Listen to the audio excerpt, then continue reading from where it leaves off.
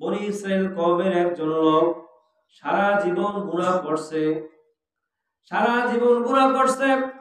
শেষ বয়সে এসে তার এখন মনে পড়ছে, আরে আমার তো গুনাহ করার আর বয়স নাই, আমার তো আর হঠের ভিতরে শক্তি নাই, আমার তো আর জবানে ভালো কথা চলে না, আমার দেহের ভিতরে তো শক্তি সঞ্চার নাই।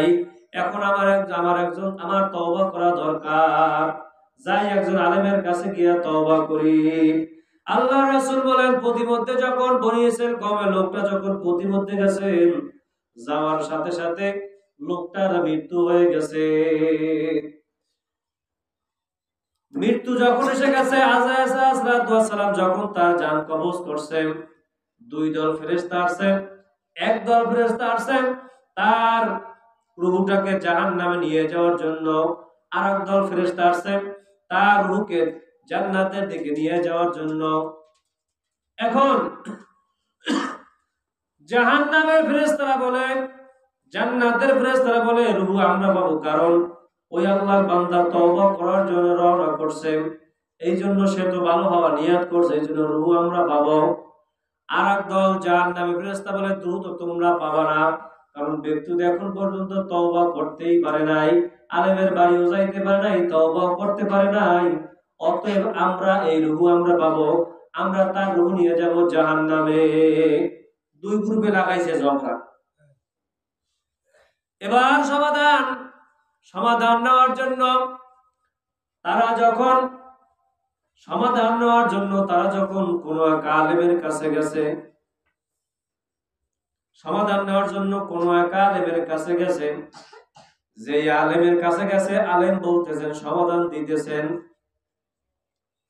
ওদিকে যখন না ফেরেশতারা সমাধান নেওয়ার জন্য আল্লাহ পাক রব্বুল আলামিনের কাছে যখন বললেন, আল্লাহ ব্যক্তি তো এখন পর্যন্ত তওবা করতে পারে নাই, তাহলে তার রূহ কেন আপনার জান্নাতের ভিতরে যাবে?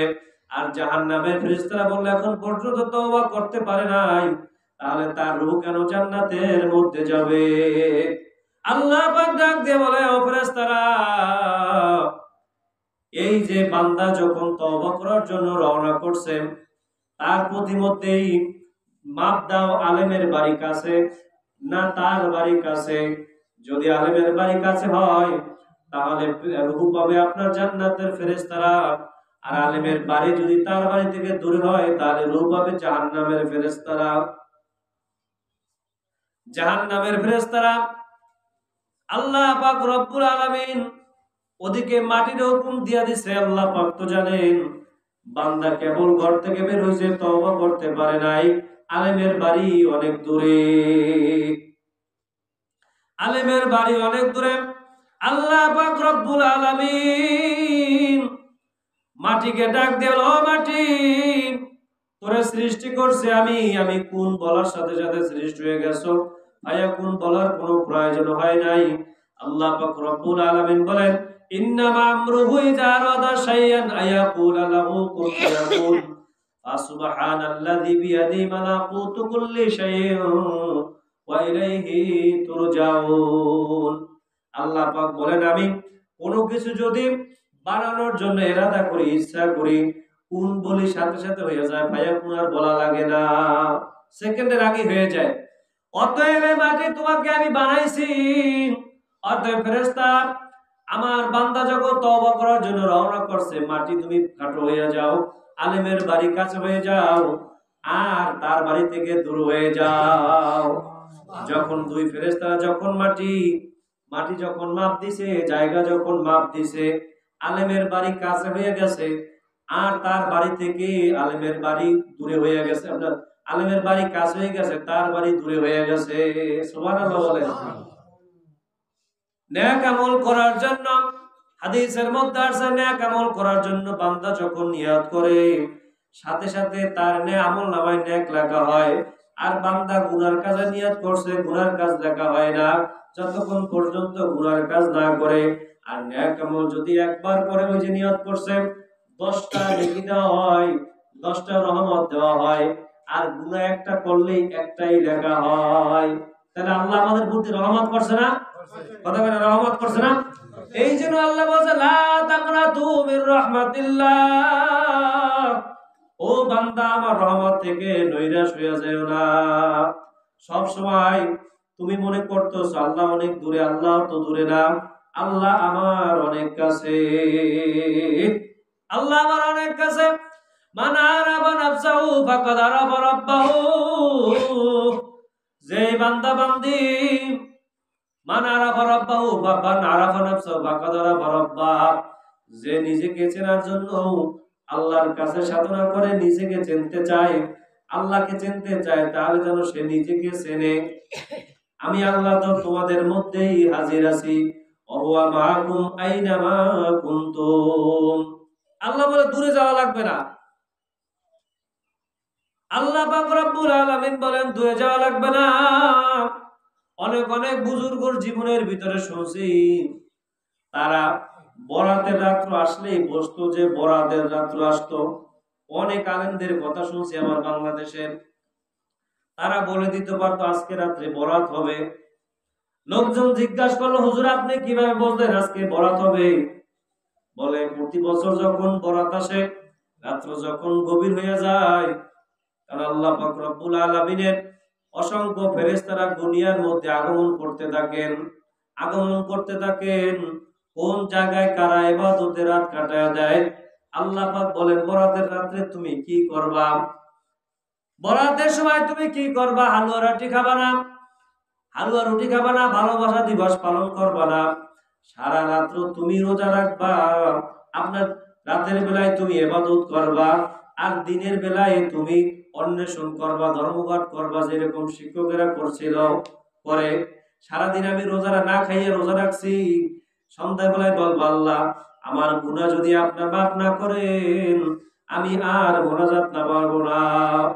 আল্লাহ পাক বলে ফেরেশতারা দেখো আমার বান্দা খেয়ে ফেলছে কিনা? বলে না, আপনার বান্দা খাবে না, ইফতারিয়া সামনে আছে, খাবে না, তবে আপনার কাছে মাফ চাই, আপনার কাছে ক্ষমা চাই।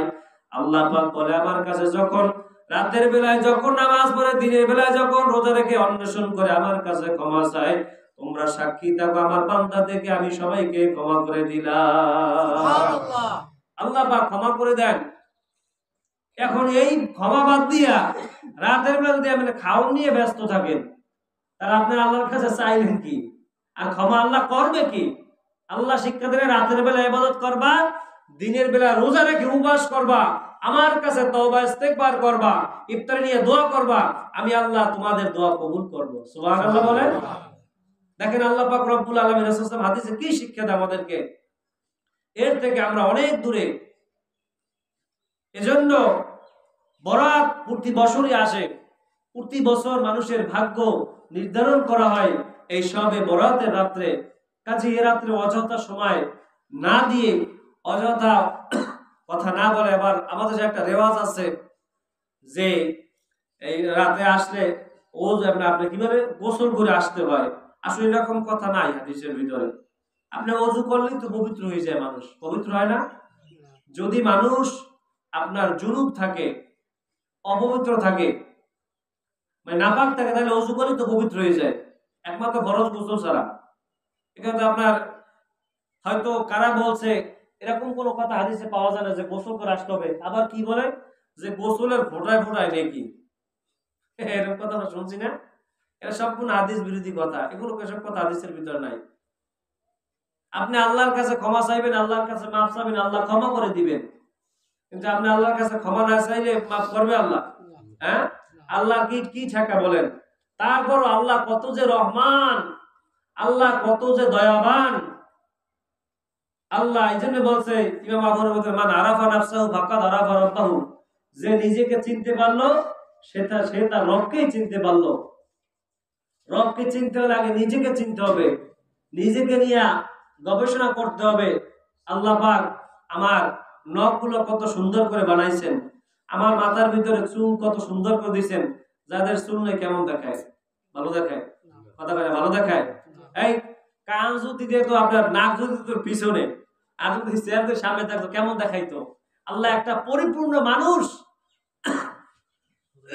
আল্লাহ একটা পরিপূর্ণ মানুষ হিসেবে আপনাকে আমাকে বানাইছেন। আপনি আমি দরখাস্ত করি নাই, কি দরখাস্ত করছি নাকি আমি যে আল্লাহ আপনি আমাকে মানুষ বানান? আমরা দরখাস্ত করি নাই।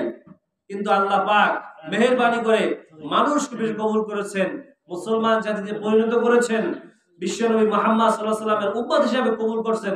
এর চেয়ে শুকরিয়ার বিষয় আর কিছু হতে পারে না। হযরত মুসা আলাইহিস সালামকে জিজ্ঞেস করা হয়েছিল, মুসা আলাইহিস সালামের যখন চারদিকে যখন শত্রু বনী ইসরাইলের সবাই যখন তার পিছনে লাগছে, মুসা আলাইহিস সালাম তো ভয়তে, এক লোক আসে বলতেছে, মুসা আমি তোমার জান নিতে আসছি। আসছে মূলত আজরাইল। যেই বলছে আমি তোমার জান নিতে আসছি, মুসা আলাইহিস সালাম অমনি মারছে এক ঘুষি। ঘুষির কারণে আজরাইল বেটার চোখ বাইরে গেছে, এমন ঘুষি মারছে, কারণ সে তো জানে না যে আজরাইল। এরপরে যখন আল্লাহ পাক, যখন মুসা আলাইহিস সালাম তার 13 নবী ছিলেন, যেই উনি বলছে যে আমার চারদিকে শত্রু, আমার জান নেওয়ার জন্য অনেকেই হাজির হয়ে গেছে, যেই বলছে আমি তোমার জান নিতে আসছি, অমনি উনি ঘুষি মারছে। ঘুষি কারণে চোখের এক পাশ বের হয়ে গেছে। আজরাইল আল্লাহর কাছে এখানে আল্লাহ আপনি তো আমার পাঠালেন জান কবজ করতে, কিন্তু আমারে মারছে মুসা ঘুষি। বলে কেন ঘুষি মারছে? বলে তুমি কি পরিচয় দিয়েছো? বলছে আমি আজরাইল। বলে তুমি তো ঠিকই করছে, তুমি তো যাই তাকে বলো নাই যে আমি আজরাইল, তুমি যে বলতেছো আমি আপনার জান নিতে আসছি। মুসার তো শত্রু চারদিকে, মুসার তো চারদিকে শত্রু, এজন্য এই কথা যখন বলছে, তখন যাওয়ার পরে আল্লাহ পাক রব্বুল আলামিন বলছে, মুসা আলাইহিস সালাম বলছে যে আল্লাহ যখন যে পরিচয় দিয়েছে আজরাইল যে আমি আজরাইল, আপনার জান নিতে আসছি, আপনি কতদিন থাকতে চান? মুসা আলাইহিস সালাম বললেন যে আমি আল্লাহর সাথে একটু কথা বলি। আল্লাহকে বলেন, আল্লাহ আপনি আমার জান নিতে আসছেন, আমি রাজি আছি, খুশি আছি, তবে আমি যদি কিছুদিন বাঁচতে পারতাম। আল্লাহ বলেন, মুসা তুমি কত হায়াত চাও? তোমার শরীরে যত পশম আছে, এক একটা পশমের বিনিময়ে তোমাকে এক এক বছর হায়াত দেওয়া হবে। সুবহানাল্লাহ। তোমার শরীরের ভিতরে যত পশম আছে, এক একটা পশমের বিনিময়ে তোমাকে এক এক বছর হায়াত দেওয়া হবে। এক একটা মানুষের শরীরে কত লক্ষ পশম আছে আল্লাহ ছাড়া কেউ ভালো জানে না। বলে এরপর আল্লাহ কি হবে? বলে এরপরেই মৃত্যু হবে। বলে এরপরেও যদি মৃত্যু লাগে, আল্লাহ আমার আর দুনিয়ায় থাকার ইচ্ছা নাই, আপনি আমার জান এখনই কবজ করে দেন। সুবহানাল্লাহ। তাহলে থাকা যাইবে না। আমাদের নবীর কাছে যখন আজরাইল আলাইহিস সালাম এসে বলছে, আসসালাতু ওয়াসসালামু আলাইকা ইয়া রাসূলুল্লাহ ইয়া হাবিবাল্লাহ, হুজুর আপনার সময় শেষ, আপনার জান নেওয়ার জন্য আসছি। আল্লাহর হাবিব সাল্লাল্লাহু আলাইহি সাল্লাম চোখের পানি ছেড়ে দিয়েছেন আর বলছেন, আমার বন্ধুকের কাছে গিয়া সালাম দিবা, আমার বন্ধু যদি কিয়ামত পর্যন্ত থাকতে চায় আমি তাকে হায়াত দিয়ে দেব, আর আমার বন্ধু যদি আসতে না চায়, আমার বন্ধুকে তোমরা আসতে নিয়ে আসবা না, আমার বন্ধুর রূহ নিয়ে আসবা না। আজরাইল যখন গিয়া সালাম দেয়, আসসালাতু ওয়াসসালামু আলাইকা ইয়া রাসূলুল্লাহ, আসসালাতু ওয়াসসালামু আলাইকা ইয়া হাবিবাল্লাহ, হুজুর আপনার জান নেওয়ার জন্য আসি, রূহ নেওয়ার জন্য আসি। আল্লাহর হাবিব চোখের পানি ছেড়ে দিয়েছেন। আজরাইল বলে, ইয়া রাসূলুল্লাহ ইয়া হাবিবাল্লাহ, আপনি যদি থাকতে চান আপনি কিয়ামত পর্যন্ত থাকতে পারেন, আল্লাহ পাক আপনার হায়াতকে লম্বা করে দিবে। আল্লাহ রাসূল বলেন, আমি এই জন্য কাঁদি না, আমি মৃত্যুর পরে আমার উম্মতের কি অবস্থা হবে, আমার উম্মতের কি হবে, আমার উম্মতের গুনার কি হবে। আল্লাহ রাসূল বলেন, এই ফিকির করতে করতে আল্লাহ রাসূল জীবনে বুড়া হয়ে গেছেন। এইভাবে উম্মতের ফিকির করতে করতে দুনিয়া থেকে বিদায় নিয়ে চলে গেছেন। আর এই উম্মতদেরকে বলছে, উম্মত যখন রমজান মাস আসবে, যখন শাবান মাস আসবে, এমন একটা রাত্র আছে আল্লাহ পাক রব্বুল আলামিন দেশে ডাক দেন, আলা মিন মুস্তাগফির, ও বান্দা কে আছো ক্ষমা প্রার্থী, সারা জীবন গুনাহ করছো, সারা জীবন গুনাহ করছো, আমার কাছে ক্ষমা চাও। মা জানে না, বাবা জানে না, ভাই জানে না, বোন জানে না, এলাকার কেউ জানে না, তুমি গুনাহ করছো, আমার কাছে ক্ষমা চাও। আল্লাহ বলে, আমি তোমার গুনাহ ক্ষমা করে দিব। তোমার মেয়ের বিবাহ হয় না, তোমার টাকার দরকার, পয়সার দরকার, সন্তানের দরকার, যাবতীয় দরকার, যদি আল্লাহর কাছে বলতে পারো, রব্বি হাবলি মিনাস সলিহিন, আল্লাহ আমাকে একটা সন্তান দেন, একটা সন্তান দেন। ও আল্লাহ আমি তো এই নিয়ত করছিলাম মসজিদ করবো, আল্লাহ টাকার ব্যবস্থা আপনি করে দেন। আল্লাহ আমি তো নিয়ত করছিলাম মাদ্রাসায় টাকা দিব। ও আল্লাহ আমি তো নিয়ত করছিলাম এলাকার মুসলমানদেরকে মেহমানদারি করাবো। আল্লাহ আমার কাছে টাকা নাই, আল্লাহ সামনে রমজান মাস আসছে, আমার পকেটে টাকা নিয়ে আল্লাহ আপনি ব্যবস্থা করে দেন। আল্লাহ পারে কি পারে না? কথা কয় না, পারে কি পারে না? আল্লাহ বলে আল্লাহ রাজ্জাক, আমি হলাম সবচেয়ে রিজিক দাতা। মানুষের নাম হলো আব্দুর রাজ্জাক, আমার বান্দা রহমান। রহমান মানুষের নাম হতে পারে, আব্দুর রহমান হতে পারে, কারণ রহমানের বান্দা হলো আব্দুর রহমান। রাজ্জাক হতে পারে আব্দুর রাজ্জাক মানে রাজ্জাকের বান্দা। আল মুতাকাব্বির, আল্লাহ বলেন আমি হইলাম সবচেয়ে অহংকারী, আর আমি ছাড়া কেউ অহংকারী হতে পারে না। আল্লাহ বলেন আল্লাহু খালিকুন, আমি হইলাম খালেক, আমি হইলাম সবার সৃষ্টিকর্তা। আল্লাহু রাজ্জাক, আল্লাহু মালিকুন, আমি হলাম সবার মালিক, আমার মতো মালিক আর কেউ নাই। কাজী যা চাবো আল্লাহর কাছে চাবো, যা কিছু করব নবীর তরিকায় করব। রাজি আছেন? জোরে করে রাজি আছেন? ইনশাআল্লাহ। যা করব আল্লাহর সন্তুষ্টির জন্য। ইন্না সালাতি ওয়া নুসুকি ওয়া মাহইয়ায়া ওয়া মামাতি লিল্লাহি রাব্বিল আলামিন। আল্লাহ বলে যা কিছু করবা, ইন্না সালাত, আমি বাঁচিয়ে থাকবো, ওয়া নুসুকি ওয়া মাহইয়ায়া, আমার মরিয়া যাব, আমার ব্যবসা বাণিজ্য, আমার টাকা পয়সা, অর্থ সম্পদ, লেনদেন, আচার ব্যবহার, যা কিছু করব একমাত্র আল্লাহকে রাজি খুশির জন্য। আল্লাহকে রাজি খুশির জন্যই যদি হয়, দেখবেন আল্লাহ পাক আপনার সকল দোয়া কবুল করে নিবে।